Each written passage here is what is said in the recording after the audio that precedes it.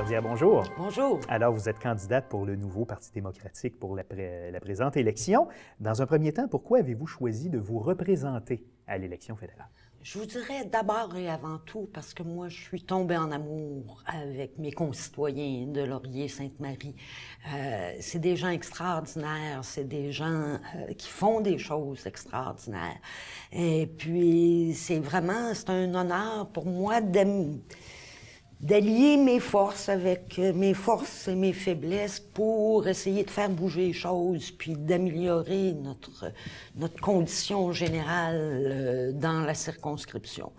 Et j'ai découvert un monde de la politique que je connaissais pas beaucoup, vraiment. Et bon, je dis tout le temps ce que je préfère encore, c'est être ici, dans la circonscription, avec mes concitoyens. Mais je me suis rendu compte aussi qu'à Ottawa, je n'haïssais pas ça... débattre, puis essayer de faire bouger les choses aussi au niveau national et même international, puisque je suis responsable beaucoup de dossiers internationaux. On y viendra d'ailleurs un peu plus tard sur ces dossiers-là.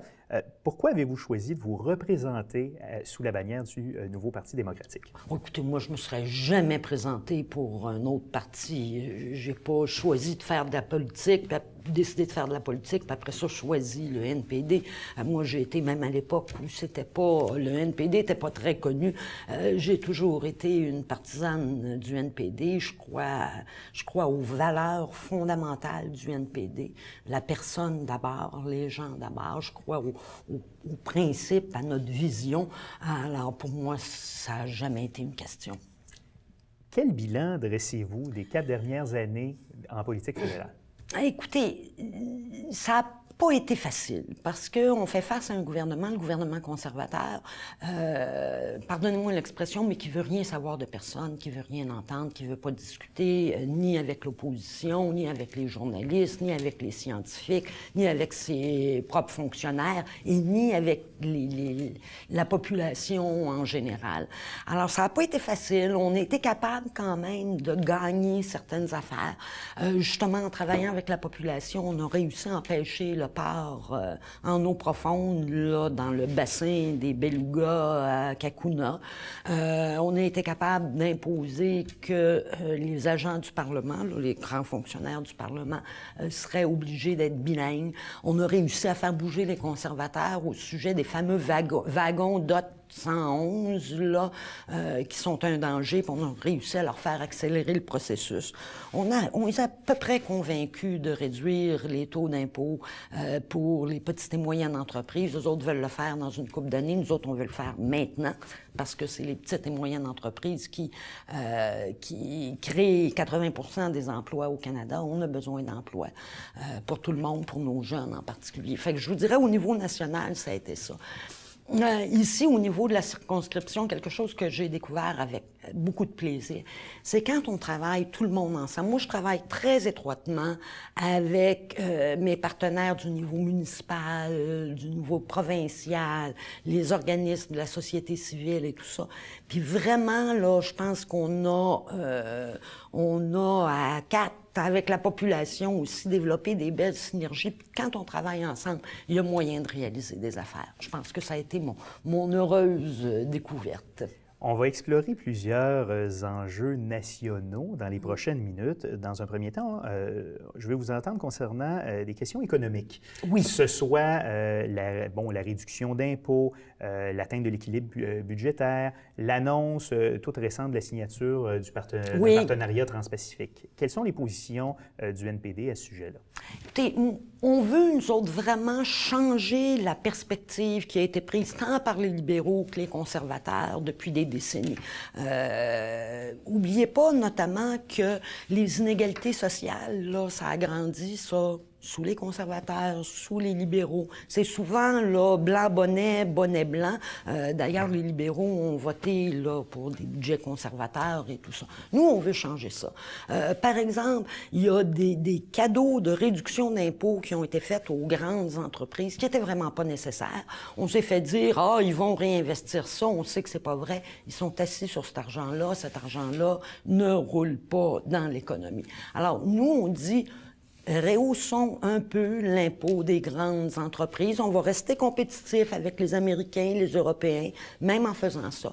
Puis prenons cet argent-là plutôt pour l'investir chez les gens, l'investir auprès des petites et moyennes entreprises qui, comme je disais, créent 80% des emplois, l'investir en logement social, améliorer les pensions et le supplément de revenu garanti pour les personnes âgées. Moi, je dis tout le temps, une personne âgée, si on lui donne 100 pièces de plus par mois, elle risque fort de le dépenser dans son milieu, dans son économie, faire rouler l'économie. C'est un investissement qui, en plus d'être moralement meilleur pour respecter la dignité de ces gens-là, s'assurer que personne, aucun de nos retraités vit sous le seuil de la pauvreté, mais en plus, c'est plus intelligent économiquement parce que ça fait rouler l'économie.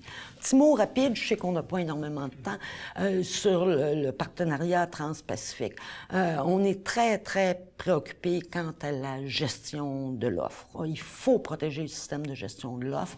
C'est à la fois protéger les consommateurs et c'est protéger nos petites et moyennes fermes, je vous dirais. Alors, on a les PME, les PMF, les petites et moyennes fermes au Québec. En protégeant ça, là, bon, on va voir aujourd'hui, on vient d'apprendre il y a quelques heures qu'une entente serait signée. J'ai bien hâte de voir les détails de ça, mais nous, on va crier haut et fort si nécessaire pour protéger les consommateurs et aussi nos fermes, nos entreprises familiales agricoles. Parlons maintenant de questions de justice. Oui. La justice criminelle, entre autres, qui est de juridiction fédérale. Il y a eu plusieurs lois durant les dernières années, que ce soit pour permettre une plus grande surveillance en ligne, les peines de prison minimales, contrôle des armes à feu. Quelles sont les positions du NPD sur ces questions? Au niveau surveillance en ligne, d'abord, j'aimerais faire un petit point sur C-51, qui est la fameuse loi, on l'appelle encore C-51, qui, en principe, veut nous protéger des terroristes. Écoutez, pour nous protéger du terrorisme, la Gendarmerie royale elle-même l'a dit, elle a surtout besoin de plus de ressources. Et cette loi-là, moi, vous pourriez pas croire le nombre de personnes dans la circonscription qui m'en ont parlé. Ils sont très préoccupés parce que ça donne des pouvoirs intrusifs aux forces policières qui nous semblent vraiment excessives. Et il n'y a pas de système de supervision là, pour s'assurer qu'il n'y aura pas d'abus. Encore là, on a peu de temps, je n'entrerai pas dans les détails, mais je sais que les gens sont très, très préoccupés par rapport à ça. Et encore là, on a vu conservateurs et libéraux voter du même bord là-dessus. Au sujet des peines minimales, écoutez, les Américains se rendent compte qu'ils ont pris une telle approche et puis que ça ne marchait pas. OK. Il faut travailler aussi à la prévention, à la réhabilitation. Oui, c'est sûr, il faut des sanctions quand il y a un crime qui est commis, et ça, il n'y a personne qui doute de ça. Mais les juges sont là pour juger. Et les juges sont là pour appliquer les peines qu'ils trouvent adaptées au crime. Laissons les juges faire leur travail. On a vu ailleurs ce truc-là des peines minimales, finalement, c'est contre-productif au bout de la ligne. Alors nous, on a un gros problème avec ça, on a dénoncé ça à plusieurs reprises. Les juges sont capables de faire leur travail. Parlons maintenant des institutions fédérales. Il y a eu plusieurs débats au courant des dernières années, que ce soit sur la nécessité de conserver ou non un Sénat, la présence de la monarchie, le bilinguisme des juges de la Cour suprême. Quelles sont vos positions sur ces questions? Écoutez, sur le bilinguisme, absolument, on a fait passer, on a fait accepter par la Chambre des communes le principe que les agents du Parlement devaient être bilingues. On a demandé aussi que les juges de la Cour suprême doivent être bilingues. Ça, il n'y a aucun doute là-dessus. Sur l'abolition du Sénat, comme vous savez, nous, on propose carrément d'abolir le Sénat. Et c'est une institution non élue, non démocratique, qui a servi sous les libéraux, sous les conservateurs, juste à mettre les amis du régime puis les collecteurs de fonds, là, à leur donner une sinécure. Et puis, je disais non élu, non démocratique. À un moment donné, on a passé une loi sur l'environnement et sur la lutte au changement climatique qui a passé en Chambre pendant que c'est un gouvernement minoritaire, mais dont les sénateurs n'ont pas voulu. Comment est-ce que les sénateurs non élus peuvent refuser quelque chose que les représentants de la population ont adopté. Moi, ça me choque profondément. C'est sûr que ça ne sera pas simple d'abolir le Sénat. Il n'y a personne qui a dit que, oups, on va claquer des doigts et ça y est, le Sénat va être aboli. Mais si on n'essaye pas, on ne réussira pas. Et en plus, ça coûte très cher. Il y a des gens, peut-être dernier point là-dessus, il y a des gens qui me disent « Ah, mais le Sénat, c'est comme un contre-pouvoir. » C'est ça. D'abord, c'est un contre-pouvoir non élu qui n'a pas de légitimité. Puis nous aussi, ce qu'on veut faire, c'est qu'on veut avoir un système électoral partiellement proportionnel, un peu comme ils ont en Allemagne. Ça fonctionne très bien. Pour faire en sorte que les députés qui sont à la Chambre des communes, le nombre de députés, ça représente vraiment la volonté de la population. Là, on s'est retrouvé pendant 4 ans avec un gouvernement qui avait eu 39 % des votes aux dernières élections, mais à cause de notre système électoral, se retrouve avec la majorité des députés. Puis là, fait ce qu'il veut, puis agit comme s'il y avait l'appui de 100 % de la population. Fait que si on a un système plus équilibré, je pense que ça devrait résoudre plusieurs problèmes. Parlons maintenant de santé. La santé, c'est une préoccupation importante pour les gens dans leur vie de tous les jours. Selon vous, quel est le rôle que doit jouer le gouvernement fédéral en santé, sachant qu'il s'agit d'un champ de compétences provincial? Oui. D'abord et avant tout, le gouvernement fédéral fait des transferts en santé et il devrait en faire plus. Encore là, les conservateurs ont coupé énormément dans les transferts en santé. À une certaine époque, quand le système a commencé, le gouvernement fédéral payait 50 % des frais des coûts des systèmes de santé des provinces. Maintenant, on est rendu à peine plus de 20 %. Alors, il faut que le gouvernement fédéral hausse ses transferts en santé. C'est absolument essentiel. Il faut aussi travailler avec les provinces. Nous autres, on aimerait ça, voir ce qu'on peut faire au niveau de la santé mentale chez les jeunes.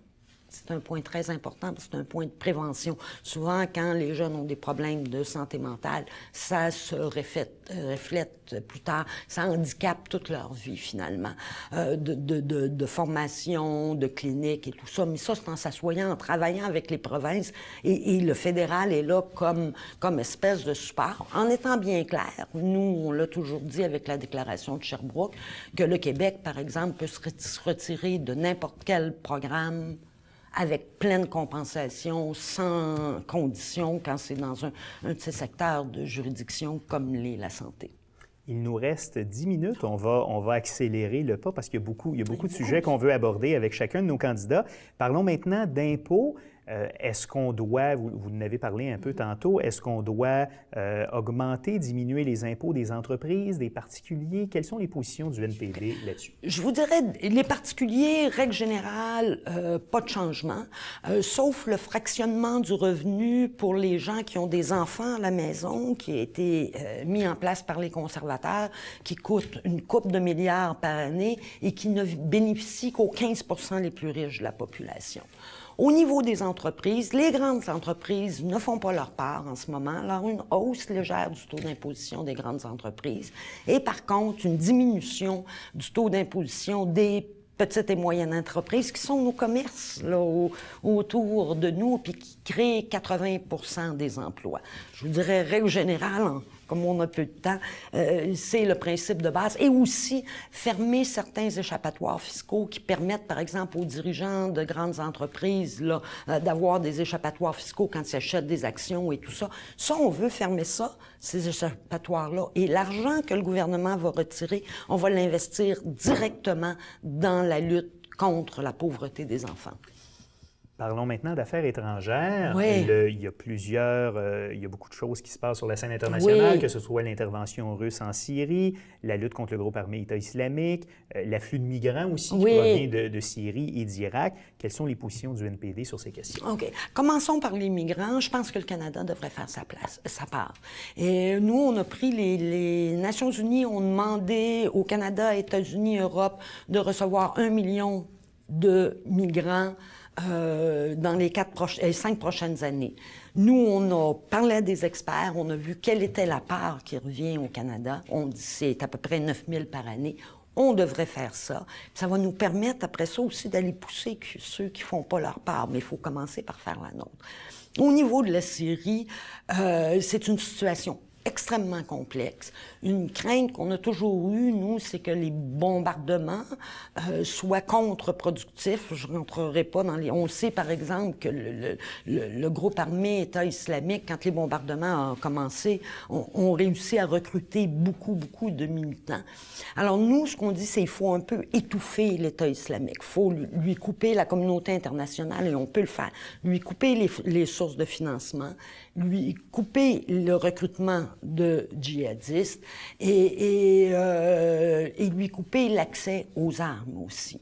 Alors, il y a une approche qui peut être constructive. On a vu que les bombardements en Irak et tout ça, on a vu ce que ça a donné après quelques années. La solution va rester politique, de toute façon, et diplomatique. Question environnementale maintenant. Il y a eu plusieurs dossiers encore là au courant des dernières années, que ce soit les oléoducs, le prix du carbone, donc l'implantation de bourses du carbone, la lutte contre les gaz à effet de serre. Quelles sont les positions de votre formation politique à ce sujet? Écoutez, pour ce qui est de la réduction des gaz à effet de serre, on est le parti qui a les objectifs le plus ambitieux. Et même Équiterre, quelqu'un me disait, j'ai pas eu le temps de voir le rapport encore, qu'Équiterre vient d'émettre un rapport où ils disent qu'en matière d'environnement, c'est nous autres qui avons vraiment le plan le plus solide de tous les partis. Et c'est pas la première fois qu'on se fait dire qu'on a le plan le plus solide de tous les partis, incluant le Parti vert. La lutte au changement climatique, c'est la priorité absolue, je pense. Il y a beaucoup d'enjeux très importants sur lesquels il faut travailler. Mais si dans 10, 20, 30 ans, on se retrouve avec, ou 50 ans, on se retrouve avec une planète qui est presque plus habitable, tous ces autres enjeux-là vont disparaître. Alors, nous autres, on a un plan réduction de 34 d'ici 2030. Et on va le faire, et puis de 80 d'ici 2050. On va le faire en travaillant avec les provinces. Ce que le Canada a réussi à accomplir comme réduction de gaz à effet de serre à date, c'est le travail essentiellement grâce aux provinces, même les municipalités. Il faut que le gouvernement fédéral fasse preuve de leadership là-dedans. Alors, on va travailler on va avoir un plan de plafonnement et échange, cap and trade, comme on dit souvent en anglais.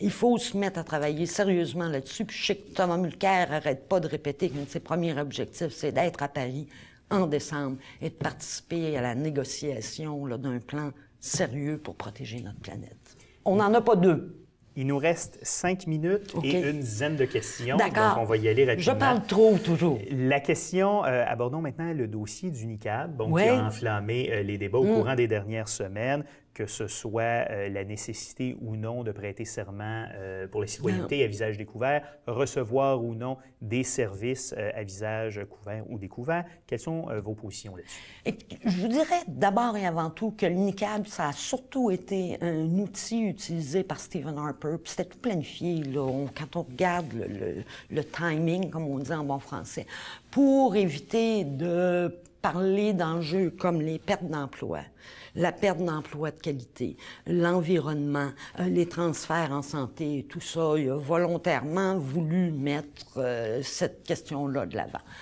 Je comprends les préoccupations des gens. En même temps, il y a des éléments que les gens ne savent pas toujours, comme dans le processus, il faut que les femmes se dévoilent à plusieurs reprises. Juste avant la cérémonie, il faut qu'ils se dévoilent aussi. En tout cas, je pense que ça vaut la peine d'avoir un bon débat, mais comme je n'étais pas la seule à le dire, je ne suis pas certaine qu'une campagne électorale soit le bon moment pour avoir un débat serein sur ces questions-là. Maintenant, concernant la place du Québec au sein du Canada, il y a eu la reconnaissance, dis-je, de la nation québécoise il y a plusieurs années par la Chambre des communes. La question nationale est toujours présente.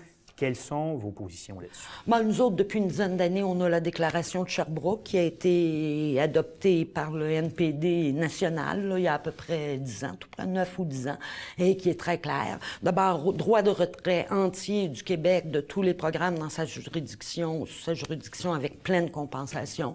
Dans le cas d'un référendum, c'est 50% plus 1.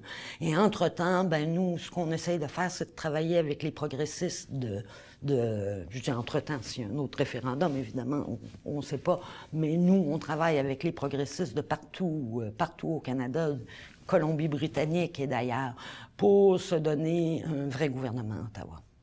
Maintenant, il nous reste très peu de temps. On a plusieurs enjeux locaux à aborder, entre autres services postaux à domicile. Oui. Post Canada a aboli ou a annoncé son intention de ne plus livrer le courrier à domicile. Vos positions là-dessus? Très clair. Nous, si on est élu, on va renverser ça. Là où on a mis des boîtes communautaires là, ces derniers mois, là, on va remettre le service à domicile. Il n'y a aucune raison de couper le service à domicile. Post Canada fait des profits. Il livre moins de lettres, mais il livre plus de paquets. Puis s'il y a un problème à long terme, il y a moyen de voir d'autres solutions plutôt que d'arrêter. On serait le seul pays du G7 et même de l'OCDE, si je ne m'abuse, qui n'aurait pas de service de livraison à domicile. Moi, j'ai invité la ministre et le grand patron de Post Canada à venir visiter Laurier-Sainte-Marie avec moi puis à me dire où est-ce qu'elle allait mettre là, ces boîtes-là. Évidemment, ils ne sont pas venus, là, mais en plus des problèmes que ça crée pour les personnes à mobilité réduite. Alors ça, c'est un non absolu. Financement de Radio-Canada, il y a eu plusieurs coupures de ce côté-là. Oui. Radio-Canada est installé, ses installations à Montréal sont dans Laurier-Sainte-Marie. Vos opinions là-dessus? Absolument, et moi je considère ça comme un des gros enjeux locaux aussi. Et il y a eu des coupures sous les libéraux, sous les conservateurs. Dans un premier temps, on va renverser les coupures, les dernières coupures des conservateurs. On va s'assurer un financement stable à long terme pour Radio-Canada et aussi un conseil d'administration vraiment indépendant. Maintenant, la question du logement social. Il y a beaucoup de logements sociaux dans Laurier-Sainte-Marie. Oui. Selon vous, quel est le rôle que le gouvernement fédéral doit jouer dans ce dossier-là? C'est extrêmement important parce que c'est comme la santé, tout ça va ensemble. Là. Quand quelqu'un est bien logé, quelqu'un est plus en santé. Et puis, le gouvernement fédéral s'est retiré absolument. Écoutez, il y a plein de gens, on le voit dans Laurier-Sainte-Marie, qui ont des difficultés énormes à se loger, qui doivent choisir entre se loger puis manger. Nous, on veut réinvestir en logement social 2 milliards d'ici 2020, renouveler les ententes pour les coopératives.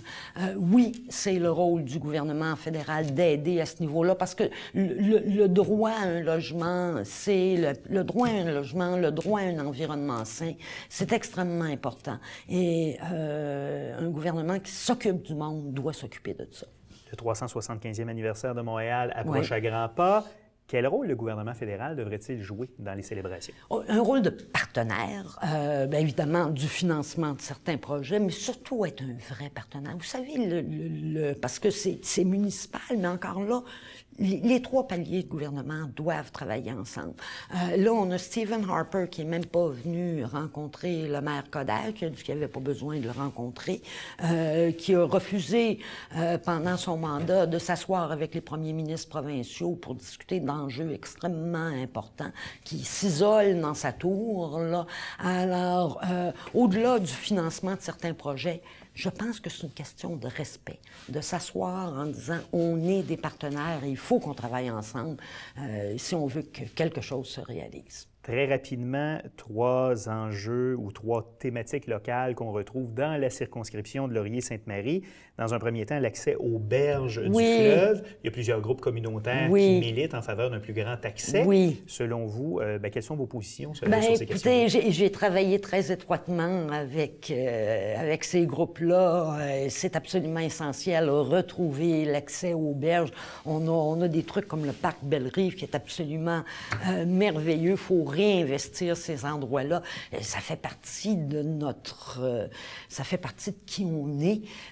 Et puis, malheureusement, cet accès-là est vraiment trop restreint. Le village gay est situé dans la circonscription. Quelles sont vos positions concernant les dossiers qui touchent à la communauté homosexuelle? Je crois qu'on est de loin le parti le plus actif sur ce dossier-là. Dans les dernières années, on a déposé 6 motions ou projets de loi sur différents aspects de la question, notamment sur les droits des personnes trans, respect des droits des personnes trans, que notre cher Sénat, encore là, s'est arrangé pour évacués. Et également, là, pour, par exemple, des excuses aux fonctionnaires, aux militaires qui ont été renvoyés à cause de leur orientation sexuelle. Écoutez, on a une panoplie de mesures qu'on a proposées. C'est un enjeu extrêmement important et c'est effectivement un enjeu local très important. Question de culture et de patrimoine. On trouve, entre autres, sur le plateau Mont-Royal, l'une des plus grandes concentrations d'artistes au pays. Les positions du NPD à ce sujet-là? Oui, absolument. Et malheureusement, c'est une campagne où on n'a pas assez parlé de culture et de patrimoine. Moi, avec mes collègues, avec mon collègue Pierre Nantel, on s'est assis encore récemment avec Culture Montréal pour comprendre leurs enjeux, voir leur aspiration. Je pense qu'il faudrait en faire beaucoup plus là-dessus. Je regarde dans Laurier-Sainte-Marie, la vitalité que ça crée, c'est extrêmement important. Très rapidement, selon vous, quel est le rôle d'un député fédéral, sachant qu'il y a beaucoup de dossiers qui touchent les préoccupations des gens qui sont plutôt de compétences des provinces? Bien, il y a des dossiers qui sont de compétences des provinces, mais il y a beaucoup de dossiers qui touchent les gens aussi. Je vous donnais l'exemple de, Post Canada, C-51, la pouponnière de Beluga, c'est des exemples. Les gens m'arrêtent sur la rue ou quand je vais faire mon épicerie pour me parler de ces enjeux-là. Donc, c'est un rôle important pour moi de refléter, d'apporter le message que les gens me donnent.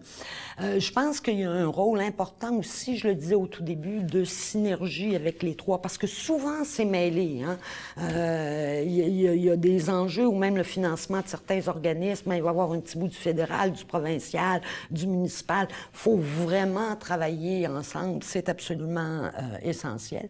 Et il ne faut pas oublier les services aux citoyens, qui sont extrêmement importants aussi, dont on parle moins parce que c'est des dossiers privés, là. Ça, c'est important pour moi. Donc, beaucoup transporter le message de mes concitoyens à Ottawa, être à l'écoute sur le terrain, travailler avec les partenaires et puis donner tous les services qu'on peut aux citoyens. Pour conclure, pourquoi c'est important que les citoyens votent pour vous et votre formation politique à l'élection générale du 19 octobre? Écoutez, je pense que les gens sont tannés. En m'en venant ici, il y a quelqu'un qui me disait « ça suffit, on n'en peut plus », c'est le message que j'entends tout le temps. Les gens sont aussi tannés des vieux partis avec l'approche des cadeaux aux grandes entreprises et tout ça, très comme si ça allait redescendre automatiquement vers le bas. Alors, ils veulent un gouvernement qui va prendre le taureau par les cornes, qui va investir en logement, par exemple, qui va protéger Post Canada, qui va protéger Radio-Canada, qui va travailler sérieusement pour s'assurer qu'aucun de nos aînés vit et aucun de nos enfants vit sous le seuil de la pauvreté, idéalement que personne ne vive sous le seuil. Il va travailler pour les petites entreprises, pour les jeunes, et puis pour la protection de notre planète. Puis ça, c'est nous autres. En terminant, pourquoi est-ce que c'est important d'aller voter, point à la ligne, pour les citoyens? Absolument, voter, je dirais voter tous les citoyens. Et si je peux en profiter pour faire un message particulier aux jeunes, quand je les rencontre, quand j'ai l'occasion d'avoir une discussion avec les jeunes, je leur dis tout le temps, votez pour qui vous voulez, là, mais votez, parce que c'est votre avenir qui se décide. Et ça, c'est vrai pour tout le monde aussi. C'est le gouvernement fédéral, il a parfois l'air très loin, mais il a un impact direct, concret sur notre vie ici, au Québec, à Montréal, dans Laurier-Sainte-Marie. Puis vous avez le pouvoir de choisir ce gouvernement-là. Alors, s'il vous plaît, votez. En terminant, je vous laisse une trentaine de secondes si vous désirez vous adresser à nos téléspectateurs. Bien, c'est un peu ce que je disais précédemment. Je pense qu'on veut du changement, on veut tous du changement, je l'entends constamment. Nous autres, on vous offre un vrai changement. On vous offre un changement de cap politique et économique qui est assez important. Un changement de cap du côté de l'environnement aussi. Prendre le taureau par les cornes, se retrousser les manches et vraiment travailler pour les gens. Merci beaucoup. Madame Laverdière, merci d'avoir accepté l'invitation et bonne fin de campagne. Merci. Le nouveau Parti démocratique présente 338 candidats pour cette élection, dont 78 au Québec. Leur chef est Thomas Mulcair. Pour plus d'informations, visitez le site du parti au www.npd.ca.